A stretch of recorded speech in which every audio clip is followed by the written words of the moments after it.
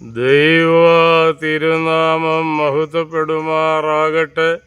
എൻ്റെ പ്രിയപ്പെട്ട സഹോദരി സഹോദരന്മാരെ, ശുദ്ധമുള്ള മത്തായിയുടെ സുവിശേഷം 27-ാം അധ്യായത്തിൽ 38-ാമത്തെ വാക്യം, വലതും ഇടത്തുമായിക്കൊണ്ട് അവനോടൊപ്പം 2 കള്ളന്മാരെയും ക്രൂശിച്ചു. ഇപ്പം കർത്താവായ യേശുവിൻ്റെ കാൽവറിയിലെ ക്രൂശ് മരണവുമായി ബന്ധപ്പെട്ടാണ് ഇന്ന് ചിന്തിക്കുന്നത്.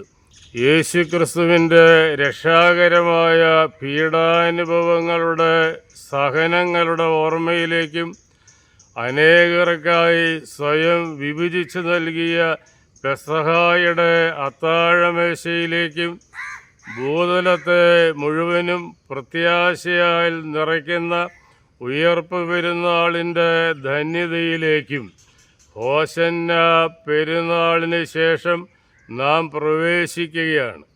ആയത് അനുഷ്ഠിക്കുന്നവരുടെ ജീവിതങ്ങളെ പുതുക്കുന്നുണ്ടോ എന്നുള്ള ഒരു സാന്ദർഭികമായ അന്വേഷണമാണ് ഇന്ന് നടത്തുന്നത്.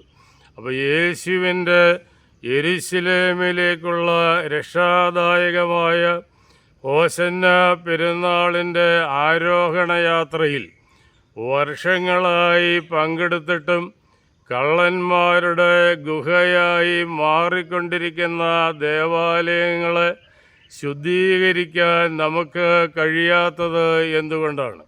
വിശുദ്ധനായ പൗലോസ്ലീഹായുടെ ഭാഷയിൽ നമ്മുടെ എല്ലാവരുടെയും ശരീരങ്ങളെ ദേവാലയമായിട്ടാണ് പൗലോസ്ലീഹ വിവക്ഷിക്കുന്നത്. അപ്പോൾ ഹോശന്ന പെരുന്നാളിൻ്റെ ഏറ്റവും വലിയ പ്രസക്തി എന്ന് പറയുന്നത് ദേവാലയം, ദൈവത്തെ ആരാധിക്കുന്ന ദേവാലയത്തെ ശുദ്ധീകരിക്കണം. അവിടെ നേരും നെറിയുമുള്ള ഭരണമുണ്ടാകണം. അഴിമതിയും അനീതിയും തൊട്ടു തീണ്ടാത്ത വിശ്വാസി സമൂഹം അവിടെ പ്രവേശിക്കുവാൻ ഇടയാകണം.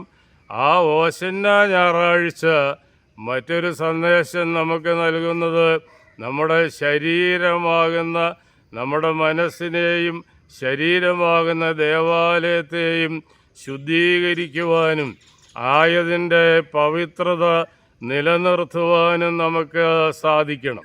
അത് സാധ്യമാകണമെങ്കിൽ ഏറ്റവും ചുരുങ്ങിയ പക്ഷം നമ്മൾ വലതുഭാഗത്തെ കള്ളനെ പോലെ ആകണം. വലതുഭാഗത്തെ കള്ളനോടാണ് പറുദീസ വാഗ്ദാനം നടത്തിയതെന്ന് സുവിശേഷത്തിൽ ഒരു സ്ഥലത്തും പറയുന്നില്ലെങ്കിലും പാരമ്പര്യം അങ്ങനെ അടിവര ഇടുന്നു.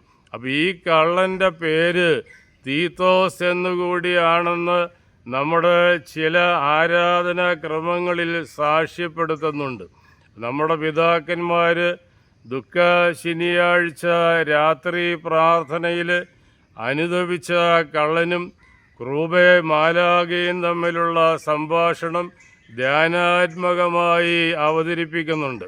അപ്പം കള്ളൻ അനുതാപത്താൽ പറുദീസ മോഷ്ടിച്ചതായിട്ടാണ് ഈ ധ്യാനാത്മകമായി അവതരിപ്പിച്ച പ്രാർത്ഥനയിൽ, സംഭാഷണത്തിൽ നമുക്ക് കാണുവാൻ സാധിക്കുന്നത്.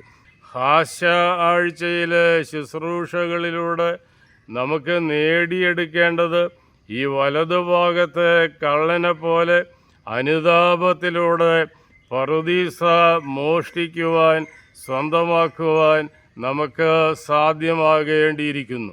ആഴ്ചയിലെ വിവിധ പ്രാർത്ഥനകൾ അനുതാപം പറുദീസായുടെ താക്കോലാണെന്ന് പ്രഖ്യാപിക്കുന്നുണ്ട്. അപ്പോൾ അനുതപിക്കുന്ന കള്ളൻ തൻ്റെ കൂട്ടുപ്രതിയും യേശുവിനെ അപഹസിക്കുന്നവനുമായ കള്ളനോട് നടത്തുന്ന പ്രസംഗം വളരെ ശ്രദ്ധേയമാണ്. ആ കാൽവരിയിലെ കുരിശിൽ കിടന്നുകൊണ്ട് വലതുഭാഗത്തെ കള്ളൻ വളരെ ചെറിയ ഒരു പ്രസംഗമാണ് നടത്തിയത്. അതൊരു ചോദ്യമായിരുന്നു. സമശിക്ഷാവിധിയിൽ തന്നെ ആയിട്ടും നീ ദൈവത്തെ ഭയപ്പെടുന്നില്ലയോ?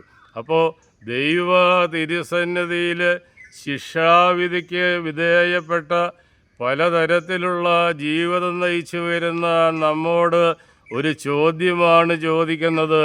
ആ ചോദ്യം എങ്ങനെയാണ്?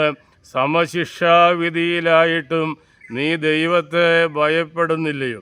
വലതുഭാഗത്തെ കള്ളൻ അനുതാപത്തിലൂടെ കർത്താവായ യേശു ദൈവമാണെന്ന് തിരിച്ചറിഞ്ഞ് നീ മഹത്വത്തിലേക്ക് പ്രവേശിക്കുമ്പോൾ എന്നെയും പരിപാലിക്കണമേ, രക്ഷിക്കണമേ എന്ന് പ്രാർത്ഥനയിലൂടെ പറുദീസ കൈവശമാക്കിയതുപോലെ ഈ വർഷത്തെ പീഡാനുഭവ ശുശ്രൂഷയിലൂടെ ദൈവ ഭയമാണ് നമ്മിൽ സംജാതമാകേണ്ടത്. അപ്പോൾ വലിയ വെള്ളിയാഴ്ച 3-ാം മണിയുടെ പ്രാർത്ഥനയിൽ ശുദ്ധമുള്ള പിതാക്കന്മാർ ഹൃദയഭേദകമായിട്ട് ഒരു ചോദ്യം ചോദിക്കുന്നുണ്ട്. ആ ചോദ്യം എന്നോടും നിങ്ങളോടും ചോദിക്കുകയാണ്: ശമയോനെ, നീ എവിടേക്ക് പോകുന്നു? ലാബി, നീ എന്തിന് കരയുന്നു? അപ്പം നമ്മൾ ഈ ഹാസ്യ ആഴ്ചയിൽ ശുശ്രൂഷയിലൂടെ കടന്നു പോകുമ്പോൾ എല്ലാവരും ഒരുപോലെ ചിന്തിക്കേണ്ടിയിരിക്കുന്നു, നാം എങ്ങോട്ടാണ് പോകുന്നത്. ഏറ്റവും ചുരുക്കി പറഞ്ഞാൽ ഈ വലതുഭാഗത്തെ കള്ളനെ പോലെ അനുതാപത്തിലൂടെ പറുദീസ സ്വന്തമാക്കാൻ ഈ വർഷത്തെ ഹാസ്യ ആഴ്ച ശുശ്രൂഷ എനിക്കും നിങ്ങൾക്കും സഹായകരമായി തീരട്ടെ. ആയതിന് ദൈവത്തിൻ്റെ പരിശുദ്ധാത്മാവ് നമ്മെ ശക്തീകരിക്കട്ടെ എന്ന് പ്രാർത്ഥിച്ച് നിർത്തുന്നു. ദൈവം നിങ്ങളെ അനുഗ്രഹിക്കട്ടെ.